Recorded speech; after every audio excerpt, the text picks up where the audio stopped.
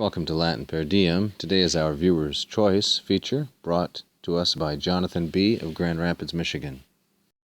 Today we're looking at the Commentarius Theoretico-Practicus, the theoretical and practical commentary of John Alphonse Turretin, who is a celebrated, a very famous theologian of Geneva. It's a commentary on the epistles of the divine Paul to the Thessalonians, and it was published posthumously, opus posthumum, at Basel in 1739, at the publisher of John Brandmuller. Quaestio proponitur, quae pertinet ad locos quostam, sacrae scripturae de regno Christi glorioso, dicit scriptura multis in locis Christi regnum fora aeternum, verbi gratia Lucae primo versiculo 30 et secundo in praedictione nativitatis Christi. Regnavit in domo Jacobi in aeternum, et regno eas non erat finis, id quod multis aliis in locis docetur. Turretin begins by saying, the question is put, quaestio proponitur, in classic scholastic fashion, as to what pertains or what relates to certain passages of the Holy Scripture, namely the ones that concern the glorious reign, regno glorioso, of Christ.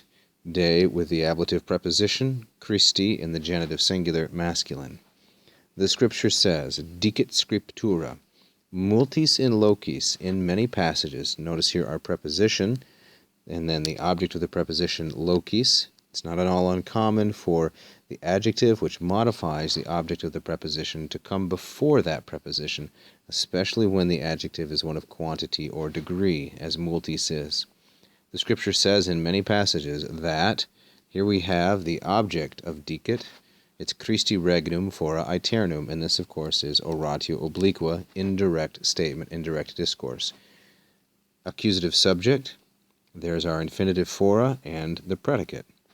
That the reign of Christ, Christi regnum, again we put the genitive first, stressing it, the reign of Christ shall be everlasting. Fora is a common compression going all the way back to classical times of the future active infinitive futurum esse, that the reign of Christ will be everlasting.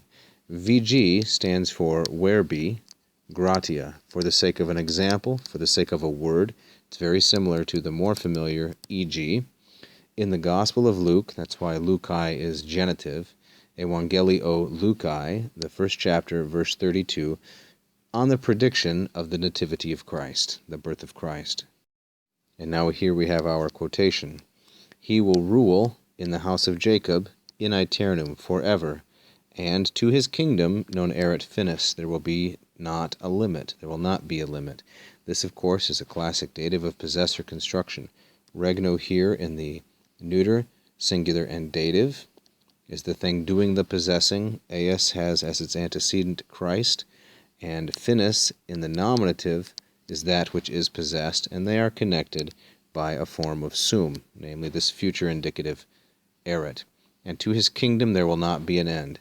This is the thing which, a thing which is taught multis aliis in locis in many other passages.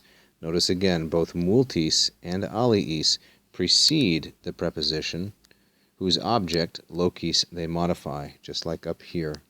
Hope you've enjoyed this brief session on Turretin, and send in your own suggestions for a Viewer's Choice feature.